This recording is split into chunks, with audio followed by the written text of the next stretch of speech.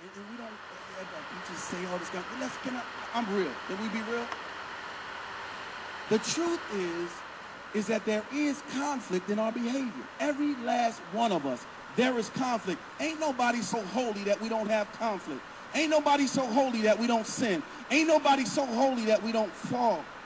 Because Brother James said in his word, he said, man is drawn away by his own lust. And when lust is conceived, it bringeth forth sin. And when sin is conceived, it bringeth forth death.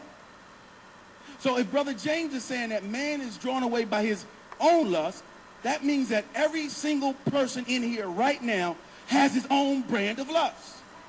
So how dare you look at me and say, you know what, this brother has this sin and that sin, when you know you got something that tempts you.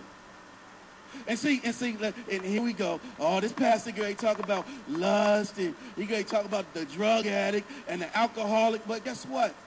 The Bible say this: be angry and not sin. Because as you sitting there looking at me now, Pastor, that ain't my problem. I don't have a lust problem. I don't drink. But how many of you understand that that the devil will send somebody to get on your last nerve? Let me scratch that. He will send somebody to get on your reserve nerve, that last nerve that you got. And y'all know I'm telling the truth, because how many of y'all ever set up in a board meeting with your boss that you know you couldn't stand? Or your co-worker that you know you couldn't stand, and you sat right across the table from them, and you will talk about be angry and not sin, that your lips start twitching. They talk and you just twitching. And then your eyes start twitching. See, so don't judge anybody else because of their brand of sin, when you know you have your own, very own brand of sin. Amen? As I began to study this thing out, God took me back. He said, be not deceived.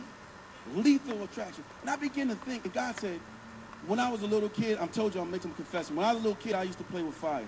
I grew up in Chester, Pennsylvania, just south of where Doc grew up. Played with fire, the whole nine. Mom said, you been playing for? Nope. Okay, burned down the house.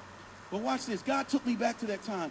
And he said, remember this. And the question came into my spirit. It said, why was it when I was a little boy, as I built the fire, that the moth was attracted to the flame from miles away? Why would a moth fly into a flame?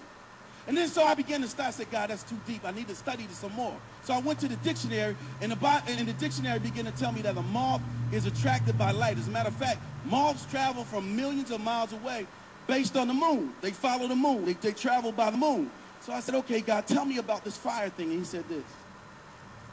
He said the flame produces two different elements from one single source. Two different elements from one single source. And the single source is fire, which produces heat, and fire, which produces light. And y'all need to hear me when I tell y'all this. Please hear me when I tell you this. That the moth is not attracted by the heat. As a matter of fact, if you heat up an environment with the absence of light, the moth won't come to it. Huh? Y'all getting it? If you heat up an environment in the absence of light, the moth will not come through it. Let me just make it plain, because I'm getting some looks, like real strange looks. Here's the plain version.